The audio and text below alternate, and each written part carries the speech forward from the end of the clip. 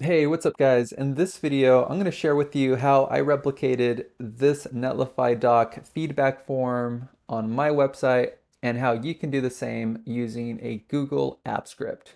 Okay, let's play around with the form here on the Netlify doc, and then we'll go to my website so you can see how it looks. And then from there, I'll just do a quick little overview on how the feedback form data is being passed over to Google Sheets. What I really like about this feedback form is that it's super simple, it doesn't get in the way of the user experience, and the message box is contextualized based off of your button click. So if I were to do a thumbs up, I'll see a different placeholder in the message box, and if I do a thumbs down, I'll see something else.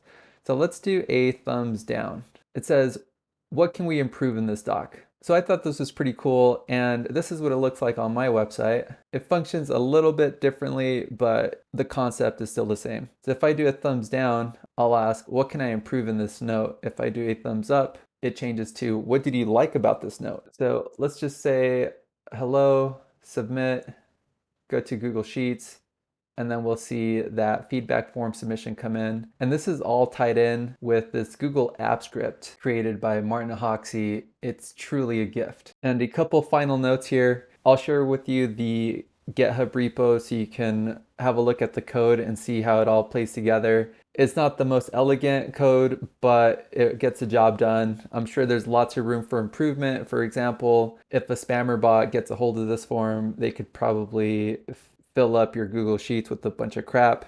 So there's a few different types of solutions that come to mind, but I didn't implement. I kind of took the super easy route, which is just saying, hey, if a spammer does get a hold of my feedback form, at least I'll be able to identify them if they put in a last name because I'm not asking for any of that information. If you want to look into this a bit further, I think there's a method called the honeypot method. And there's also another way to do it, which I've seen, which is saying don't run the script unless that hidden field is actually empty. All right, well, I hope you found this useful and look forward to getting your thoughts, comments, feedback in the comments below.